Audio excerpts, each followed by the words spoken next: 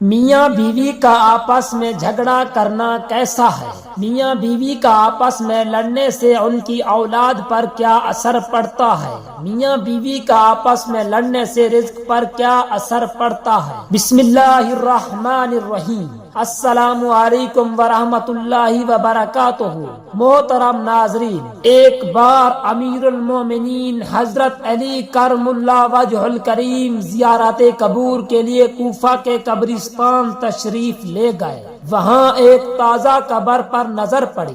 آپ رضی اللہ تعالیٰ عنہ کو اس کے حالات معلوم کرنے کی خواہش ہوئی، چنانچہ بارگاہ اللہ سبحانہ و تعالی میں عرض گزار ہوئے، یا اللہ اس میت کے حالات مجھ پر ظاہر فرما۔ اللہ سبحانہ و تعالی کی بارگاہ میں آپ کی التجا فوراً مسموع ہوئی، یعنی سنی گئی، اور دیکھتے ہی دیکھتے آپ رضی اللہ تعالی عنہ کے اور اس مردے کے درمیان جتنے پردے حائل تھے تمام اٹھا دیے گئے۔ اب ایک قبر کا بھیانک منظر آپ رضی اللہ تعالی عنہ کے سامنے تھا۔ آپ کیا دیکھتے ہیں کہ ایک مردہ آگ کی لپیٹ میں ہے اور رو رو کر آپ سے اس طرح فریاد کر رہا ہے، امیر المؤمنین، میں آگ میں ڈوبا ہوا ہوں اور آگ میں جل رہا ہوں۔ قبر کے دہشت ناک منظر اور مردے کی دردناک پکار نے حیدر قرار کو بے قرار کر دیا۔ آپ رضی اللہ تعالی عنہ نے اللہ سبحانہ و تعالی کی بارگاہ اقدس میں ہاتھ اٹھا دیے اور نہایت ہی عاجزی کے ساتھ اس میت کی بخشش کے لیے درخواست پیش کی۔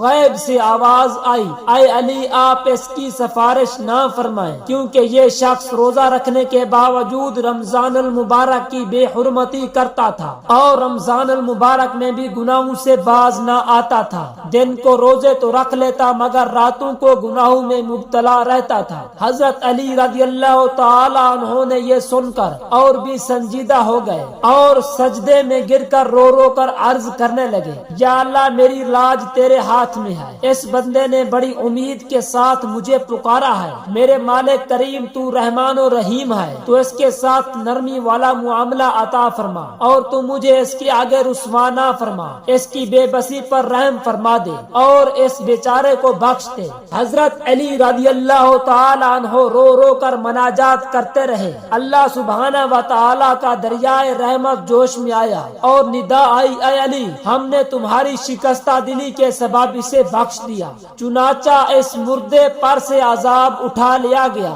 ایک مرتبہ ایک بڑھیا نبی کریم علیہ الصلوۃ والسلام کی خدمت اقدس میں فریاد لے کر حاضر ہوئی کہ اللہ کے رسول، میں لوگوں کے گھروں میں کام کرتی ہوں مگر یہاں کی عورتوں کا برتاؤ میرے ساتھ اچھا نہیں ہے۔ مجھے یہ عورتیں عام طور پر سخت دست سناتی رہتی ہیں، مجھ سے نرمی کا برتاؤ نہیں کرتی۔ آپ اگر ان عورتوں سے چل کر میری سفارش کر دیں تو میری یہ مشکل حل ہو جائے گی۔ اس بڑھیا کی فریاد سن کر آپ صلی اللہ علیہ وآلہ وسلم فوراً اٹھ کھڑے ہوئے۔ یہ بڑھیا ایک ایسے گھر میں لے گئی جہاں یہ سب عورتیں جمع تھیں۔ بڑھیا نے جا کر اپنی تمام ممالک عورتوں کو اطلاع دی۔ آپ صلی اللہ علیہ وآلہ وسلم نے گھر کے احاطے میں داخل ہو کر تمام عورتوں کو زور سے سلام کیا مگر تمام عورتوں نے سن کر خاموشی اختیار کی۔ جواب تو دیا مگر دل ہی دل میں دیا۔ آپ صلی اللہ علیہ وآلہ وسلم نے پھر زور سے سلام کیا، عورتیں پھر بھی خاموش رہی۔ آپ صلی اللہ علیہ وآلہ وسلم نے خیال فرمایا کہ عورتوں نے سنا نہیں،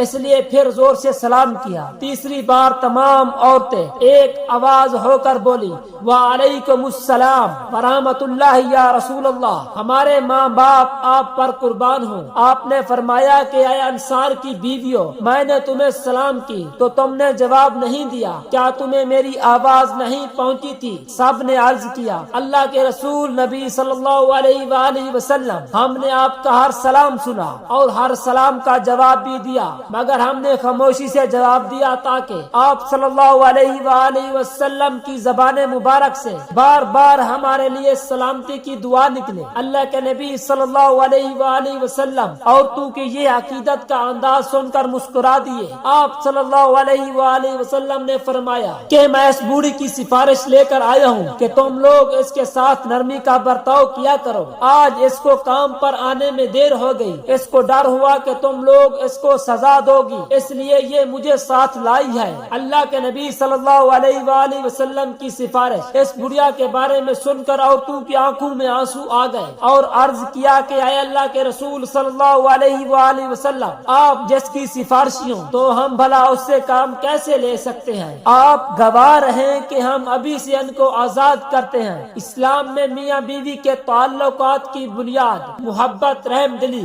اور احترام پر قائم ہے۔ نبی کریم علیہ الصلوۃ والسلام کی احادیث میں میاں بیوی کو بہنی محبت اور رحم دلی کے ساتھ رہنے کی تلقین کی گئی ہے۔ نبی کریم علیہ الصلوۃ والسلام کا ارشاد مبارک ہے، تم میں سے بہترین وہ ہے جو اپنے اہل خانہ کے ساتھ بہترین سلوک کرتا ہے، اور میں اپنے اہل خانہ کے ساتھ تم سب سے زیادہ بہترین سلوک کرنے والا ہوں۔ اسی طرح قرآن پاک میں سورۃ الروم کی آیت نمبر 21 میں اللہ تعالیٰ فرماتے ہیں، اور اس کی نشانیوں میں سے ہے کہ اس نے تمہارے لیے تمہاری ہی جنس سے بیویاں پیدا کی تاکہ تم ان سے سکون حاصل کرو، اور تمہارے درمیان محبت اور رحمت رکھ دی۔ ان تعلیمات کی روشنی میں یہ واضح ہوتا ہے کہ میاں بیوی کے درمیان جھگڑے اور تنازعات کو محبت اور سمجھداری سے حل کرنا چاہیے۔ اگر کسی وجہ سے تنازع پیدا ہو بھی جائے تو اسے جلد از جلد حل کرنے کی کوشش کرنی چاہیے تاکہ گھر کا ماحول خوشگوار رہے۔ نبی کریم علیہ الصلوۃ والسلام نے میاں بیوی کو صبر، درگزر اور ایک دوسرے کی غلطیوں کو معاف کرنے کی نصیحت کی ہے۔ ان کے درمیان اختلافات کو بات چیت اور مصالحت کے ذریعے حل کرنا بہتر ہے تاکہ تعلقات میں دراڑ نہ پڑے۔ میاں بیوی کے درمیان لڑائی جھگڑے کا بچوں پر منفی اثر پڑتا ہے۔ بچوں کو والدین کے درمیان تنازعات سے خوف، پریشانی اور غم کا احساس ہوتا ہے۔ یہ جذباتی عدم استحکام ان کی نفسیاتی صحت پر برا اثر ڈال سکتا ہے۔ جب بچے اپنے والدین کو لڑتے ہوئے دیکھتے ہیں تو ان کا اپنے گھر کے ماحول پر اعتماد کم ہو جاتا ہے، وہ غیر محفوظ محسوس کرتے ہیں اور انہیں کسی پر بھروسہ کرنے میں دقت ہو سکتی ہے۔ مستقل جھگڑوں کی وجہ سے بچوں کی توجہ اپنی پڑھائی سے ہٹ سکتی ہے، جس سے ان کی تعلیمی کارکردگی متاثر ہو سکتی ہے۔ والدین کی لڑائی بچوں کے ذہن میں رشتوں کی منفی تصویر بنا سکتی ہے۔ وہ غلط مثالیں دیکھ کر یہ سمجھ سکتے ہیں کہ لڑائی جھگڑا رشتوں کا لازمی حصہ ہے۔ کچھ بچے والدین کی لڑائی کو دیکھ کر چڑچڑے، ضدی یا جارحانہ رویہ اختیار کر لیتے ہیں۔ ان اثرات کو کم کرنے کے لیے والدین کو چاہیے کہ وہ اپنے مسائل کا حل بچوں کے سامنے نہ کریں بلکہ انہیں مثبت طریقوں سے حل کرنے کی کوشش کریں۔ بچوں کو پیار، تحفظ اور ایک مستحکم گھر کا ماحول فراہم کرنا ضروری ہے تاکہ وہ صحت مند اور خوشحال زندگی گزار سکیں۔ دعا ہے کہ اللہ رب العزت ہمیں ان احادیث مبارکہ پر عمل کرنے کی طاقت عطا فرمائے۔